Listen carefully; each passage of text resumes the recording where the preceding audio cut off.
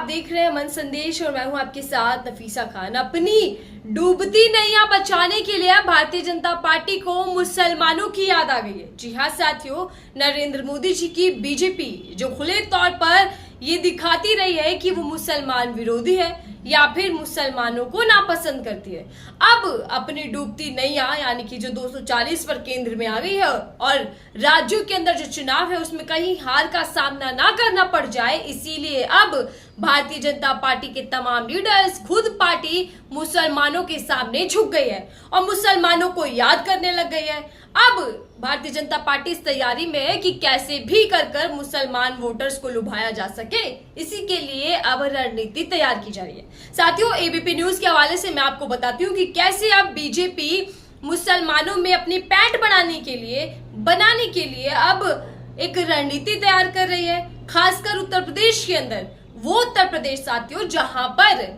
Bharatiya Janata party को करारी हार का सामना करना पड़ा, सीधा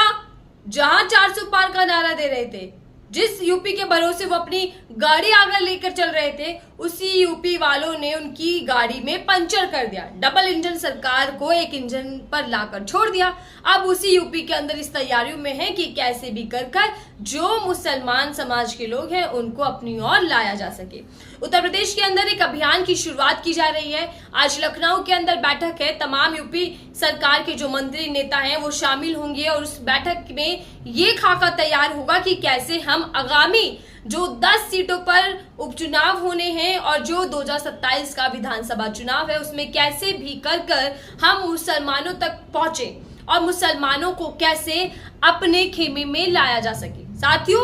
अब मैं आपको समझाती हूँ कि ये मोदी सरकार जो फिलहाल मुसलमानों के सामने झुकती दिखाई दे रही है, जिसको पसवंदा मुसलमान से लेकर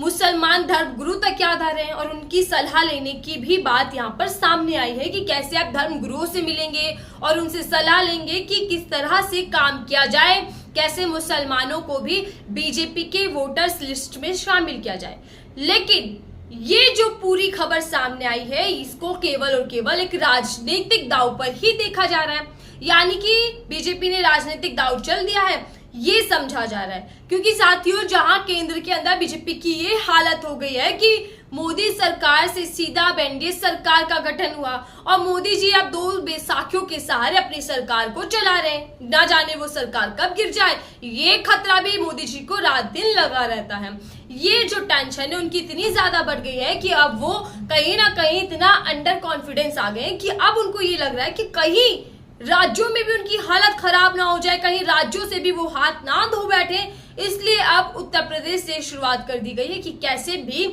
उन वोटर्स को भी लुभाया जा सके जिन वोटर्स की अभी तक उनको जरूरत ही महसूस नहीं होती थी। जी हाँ साथियों, आपको उत्तर प्रदेश का चुनाव तो याद होगा जहां पर भारतीय जनता पार्टी की ओर से साफ कर दिया गया था 2022 के विधानसभा चुनावों में कि उनको मुसलमान यानी कि 20% लोगों की जरूरत ही नहीं है, उनके वोट्स उनको चाहिए ही नहीं। इसीलिए पूरी यूपी चुनाव को 80 वर्सेस 20 के तौर पर लड़ा गया और ये नारा भी दिया गया कि 80 वर्सेस 20 की ये लड़ाई है और इस लड़ाई में बीजेपी मजबूत है और बीजेपी फिर से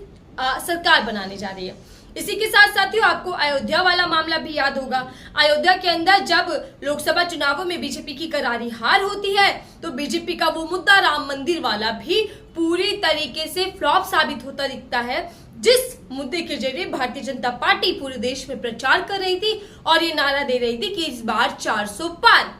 वो नारा भी बुरी तरीके से पिट गया। इसीलिए बीजेपी अब इतनी बुरी घबराई हुई है, इतनी ज्यादा डरी हुई है कि वो कोई मौका नहीं छोड़ रही कि कैसे भी हम हार का सामना न करना पड़ जाए। इसलिए अब वो हर वर्ग, हर समुदाय और हर तरीके के हथकंडे को अपनाते हुए तमाम लोगों तक पहुंच रही है। मुसलमानों की बात आई है साथियों, अब मुसलमानों की याद आई है तो मैं आपको समझाती हूँ कि कैसे भारतीय जनता पार्टी का ये जो दाव है वो पूरी तरीके से राजनीतिक दाव दिखाया जा रहा है और समझा जा रहा है, क्योंकि भारतीय जनता पार्टी बार बार ये साबित करती रही है कि वो मुसलमान विरोधी है, यानी कि मुस्लिमों की विरोधी पार्टी है। क्योंकि भारतीय जनता पार्टी के आला कमान लीडर से लेकर छोटे नेताओं तक के बयान जो सामने आए उसके बाद ऐसा महसूस हुआ जैसे सबका साथ सबका विकास का जो नारा है वो केवल एक खोखला नारा है, वो सिर्फ एक चुनावी नारा है। क्योंकि प्रधानमंत्री नरेंद्र मोदी जी से लेकर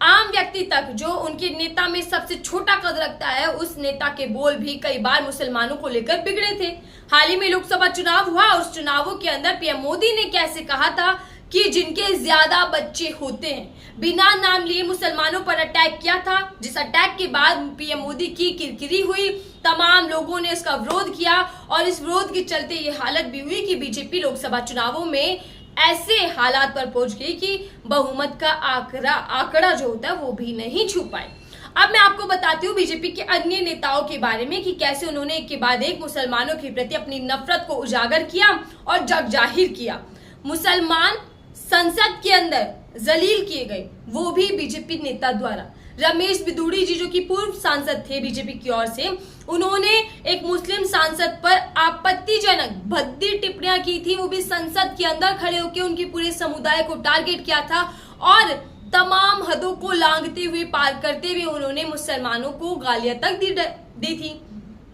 संसद की गरिमा को भी तार तार किया था। लेकिन बावजूद इसके भी आला कमान की ओर से, पार्टी की ओर से अपने नेता के खिलाफ कोई सख्त कार्यवाही नहीं हुई। कार्यवाही के नाम पर सिर्फ खाना पूर्ति हुई। एक और उदाहरण मैं साथियों आपको देती हूँ कि किस तरीके से दिल्ली के जो एक और सांसद थे बीजेपी के, उन्होंने सार्वजनिक मंच से ऐलान कर दिया था, सभा में ये लोगों से कहा दिया था कि मुसलमानों का बहिष्कार कर दें, मुसलमानों की दुकान से कोई सामान ना खरीदे, उनके इलाकों से कोई ना गुजरे, यानी कि इन लोगों का बहिष्कार कर दे, यही इनका इलाज है। और अभी कुछ दिन बीते हैं कि जो बीजेपी के मुख्यमंत्री हैं, असम के मुख्यमंत्री, वो तो ये साफ कह रहे हैं हंसी मजाक करते हुए या तंज कसते हुए कि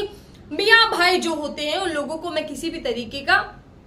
हक मिलने ही नहीं दूंगा, यानी कि जो आरक्षण की बात मुसलमानों को लेकर चल रही है वो तो मैं लागू होने ही नहीं दूंगा। ये एक और नफरती उदाहरण है जो सामने आता है भारतीय जनता पार्टी का। इसी के साथ साथियों यूपी के जो सीएम हैं वो तो जानवर पहचाने ही इसीलिए जाते हैं क्योंकि वो कट्टरवादी हिंदुत्व एजेंडे को लेकर आगे चल रहे हैं, वो मुसलमानों पर जुल्म कर रहे हैं, ऐसा लोगों का मानना है। क्योंकि कई जब बुलडोजर कार्यवाही होती है तो उस कार्यवाही में केवल मुसलमान समुदाय के लोगों पर ही एक्शन लिया जाता है। ये जब उदाहरण सामने आते हैं तो ये बताते हैं कि कैसे भारतीय जनता पार्टी की जो नियत है वो खोखली है, वो दोहरी नियत को लेकर चल रहे हैं। नारा कुछ देते हैं सबका साथ सबका विकास का, लेकिन एक्शन में एक वर्ग को, एक समुदाय को पीछे छोड़ जाते हैं और वो करनी कथनी में फर्क रखते हैं। आला कमान अब मुसलमानों को मनाने की कोशिश कर रहे हैं, अब वो पसमंदा मुसलमानों तक पहुंचने की बात कर रहे हैं। जहां एक तरफ पूरी सदस्यता अभियान को चलाया जा रहा है तो वहीं बीजेपी के अभी भी कई नेता ऐसे हैं जो